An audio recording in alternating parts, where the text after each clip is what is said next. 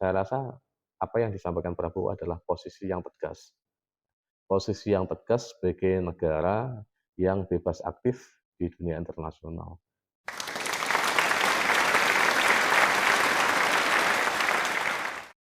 Baik, Assalamualaikum warahmatullahi wabarakatuh. Kembali bersama saya tentunya di channel Rian TV.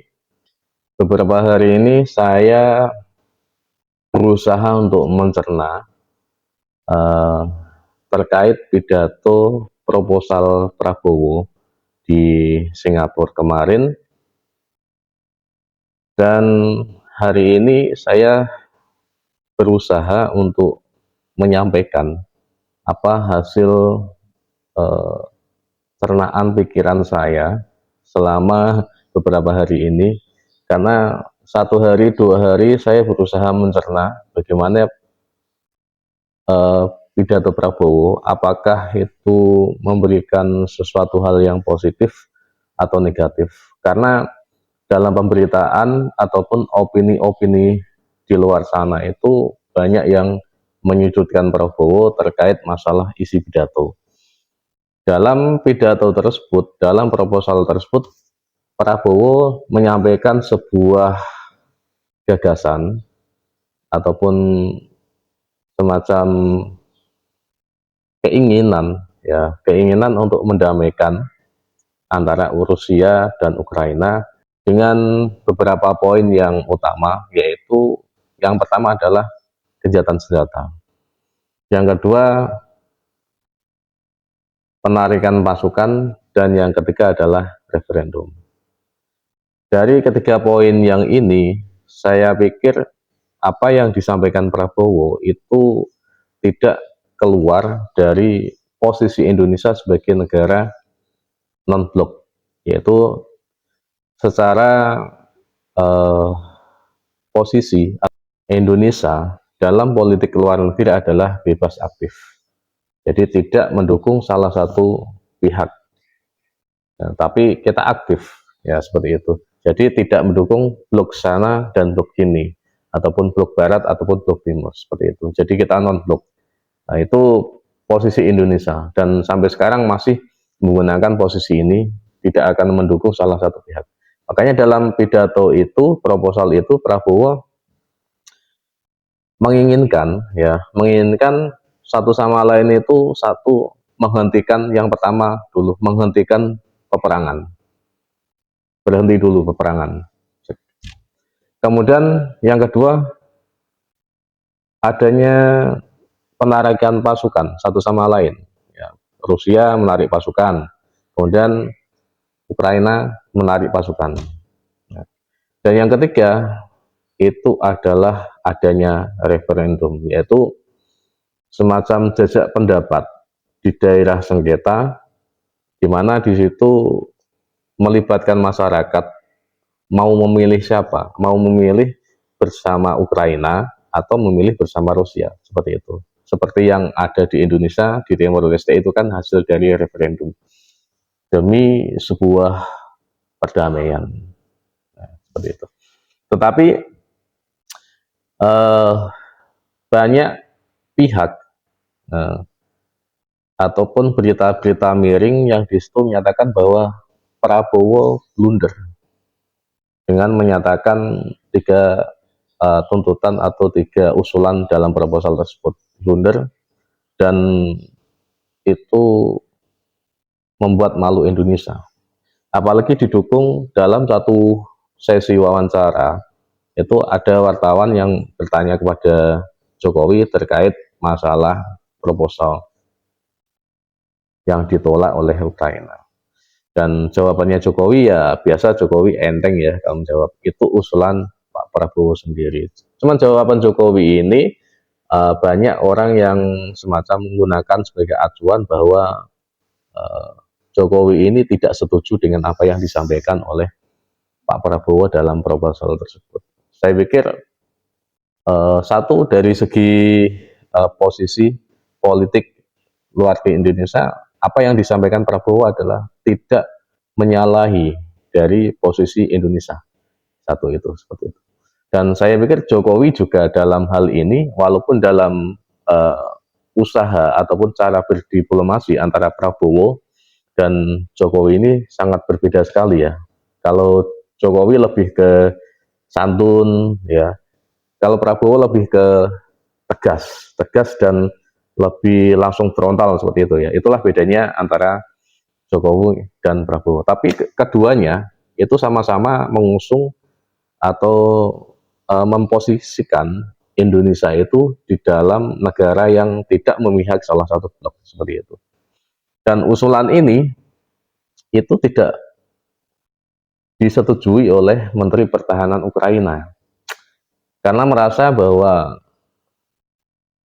apa yang disampaikan Prabowo, Menteri Pertahanan Indonesia ini itu sangat aneh dan ini seperti bukan keinginan Indonesia, ini seperti keinginan Rusia yang dibawa Menteri Pertahanan untuk disampaikan dalam proposal tersebut. Itu pernyataan dari Menteri Pertahanan Ukraina seperti itu. Kalau dari pihak Rusia setuju dengan apa yang disampaikan seperti itu. Lalu apakah ini benar atau salah? Dalam sesi wawancara itu ada salah satu dari peserta di Shangri-La itu bertanya, ini dari Jerman, seperti ini videonya. Why didn't you address the Russian aggression, that this was the only reason for this conflict, and that if Ukraine stops to defend itself, the sovereignty of Ukraine would be gone, and if Russia stops the war, the conflict would come to an end. And if we follow your proposals to come to a ceasefire, wouldn't this only cement a new frozen conflict in Europe? Thank you. Thank you very much. And simply on your ideas on Russia-Ukraine non-alignment and also the Myanmar issue. Yes, John, thank you. I don't know if I can answer these questions in 3 minutes, but I will try. Several questions insinuated that I'm equating between the invader and the invaded. I think this is an emotional reaction, but what I'm putting forward is conflict resolution. I'm not saying which side is right or wrong. And I think this is being taken mistakenly because Indonesia's position is very clear. In the United Nations, we voted against the Russian invasion. We voted. You can check our voting record. We are not talking about right or wrong. Dalam video tersebut, Prabowo ditanya, apakah proposal ini tidak sebaiknya ditujukan kepada Rusia? Sebuah pertanyaan yang bagus dan dirasa ini akan menjawab sebuah posisi Indonesia di mata dunia, di dalam politik internasional di luar negeri kita. Jadi Prabowo menyatakan bahwa Indonesia ini tidak memandang ini benar atau salah, tidak memandang siapa yang kuat atau siapa yang benar, atau tidak memandang siapa yang menginvasi ataupun tidak yang diinvasi. Dalam pidato, dalam jawaban tersebut, Prabowo mencontohkan bahwa di negara-negara ASEAN itu adalah negara yang paling banyak dijajah, paling banyak diinvasi, dan lebih parah dari apa yang terjadi di Ukraina. Seperti itu. Dan dalam politik luar negeri Indonesia itu tidak membela atau tidak menyatakan yang benar itu adalah Rusia, atau tidak menyatakan yang benar itu adalah Ukraina, tetapi menyatakan bahwa salah satu satu-satunya cara untuk menghentikan perang yang terjadi di Rusia dan Ukraina itu adalah yang namanya penghentian perang, gencatan senjata, penarikan pasukan, dan yang terakhir adalah referendum. Itu sebuah usulan atau solusi yang saya pikir satu menunjukkan politik luar negeri Indonesia, yaitu bebas aktif, bebas tapi aktif, bebas tidak mendukung salah satu pihak tetapi aktif dalam upaya perdamaian dunia.